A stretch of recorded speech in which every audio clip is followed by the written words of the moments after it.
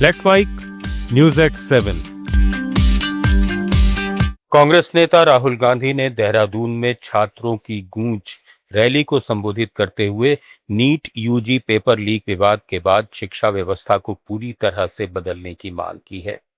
Rally में उन्होंने रिया कुमारी के पिता राजेश कुमार को मंच पर आमंत्रित किया, जिनकी बेटी ने पेपर लीक के बाद आत्महत्या कर ली थी।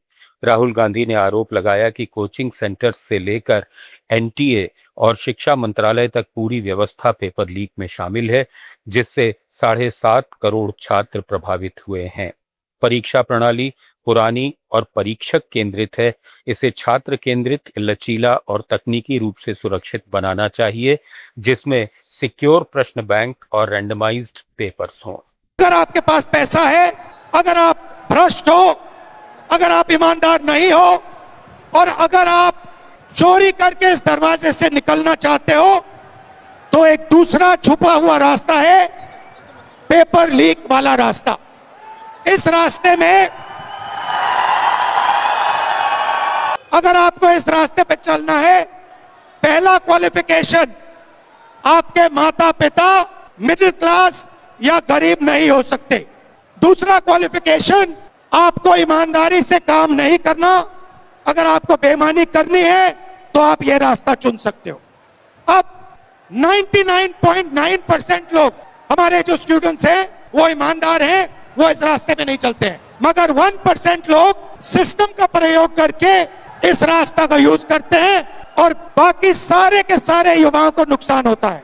ये जो पेपर लीक है ये बढ़ता जा रहा है। 7.5 करोड़ स्टूडेंट्स को पिछले 10 साल में पेपर लीक ने डैमेज किया। रैली के बाद राहुल गांधी ने सोशल मीडिया पर रिया के पिता का वीडियो शेयर करते हुए लिखा कि ये एक परिवार का नहीं बल्कि कई परिवारों का दर्द है, जहां माता पिता के त्याग का फल आंसू बन गया है। उन्होंने जोर दिया कि बच्चों के लिए तनाव मुक्त सुरक्षित माहौल बनाने और माता पिता के बलिदान को सार्थक बनाने के लिए शिक्षा व्यवस्था को नए सिरे से बनाना होगा। सर को यही बोलना चाहता हूं कि सर, ये शिक्षा प्रणाली जो भी है इसको थोड़ा सरल बनाइए। जो आज मेरी बेटी के साथ हुआ, मेरे साथ जो हुआ, वो किसी दूसरे के साथ ना हो। मेरी बेटी आज मेरे यहाँ नहीं है तो वो ना हो ऐसा। सर, आप संसद में आवाज उठाइए और ये न्याय दिलाइए सबको, ऐसा किसी बच्चे के साथ ना हो। मैं बस यही आपसे विनती करता हूं सर। कांग्रेस नेता सचिन पायलट ने सोनम वांगचुक के अनशन मामले को लेकर केंद्र सरकार पर सवाल उठाए हैं। उन्होंने टोंक में मीडिया से बातचीत में कहा कि सरकार की नीति पूरी तरह गलत है और इतने गंभीर मुद्दे पर भी संवाद नहीं किया गया। सोनम वांगचुक युवाओं के भविष्य, शिक्षा व्यवस्था में सुधार और केंद्रीय शिक्षा मंत्री के इस्तीफे जैसे मुद्दों को लेकर आंदोलन कर रहे हैं। इसके बावजूद सरकार ने उनसे बातचीत की पहल नहीं की।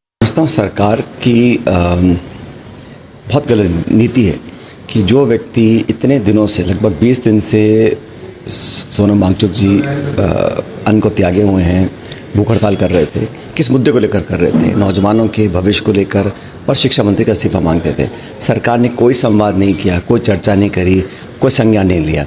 अब जब पूरे देश का प्रभाव पड़ रहा है और दबाव बढ़ रहा था, तो अब उनको ज़बरदस्ती उठाकर अस्पताल ले जाया गया है, सिर्फ इस बात से बचने के लिए कि सरकार की जवाबदेही तय ना हो।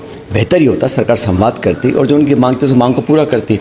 इस तरह ज़बरदस्ती उनको उठाकर अस्पताल ले जाना कहीं ना कहीं दिखता है कि सरकार बहुत दबाव में है।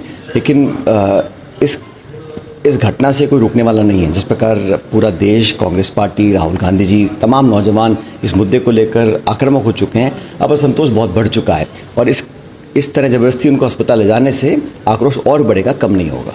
भारत की निजी अंतरिक्ष कंपनी स्काई रूट एरोस्पेस ने देश के पहले निजी तौर पर विकसित ऑर्बिटल क्लास रॉकेट विक्रम-1 को श्रीहरिकोटा के सतीश धवन स्पेस सेंटर से लॉन्च किया। इस मौके पर स्काई रूट एरोस्पेस के सीईओ और फाउंडर पवन कुमार चंदन ने इसे भारतीय और वैश्विक अंतरिक्ष क्षेत्र के लिए ऐतिहासिक उपलब्धि बताया। उन्होंने कहा कि ये पहली बार है जब भारत में किसी निजी कंपनी ने रॉकेट बनाया, लॉन्च पैड तैयार किया और खुद लॉन्च किया है। ये ग्लोबल स्पेस सेंटर के लिए बेहद अहम पल है। सिर्फ 28 साल की औसत उम्र वाली टीम ने भारत का पहला निजी ऑर्बिटल रॉकेट तैयार किया है। न्यूज़ एट 7 में फिलहाल इतना ही। बने रहिए लेट्स माइक के साथ।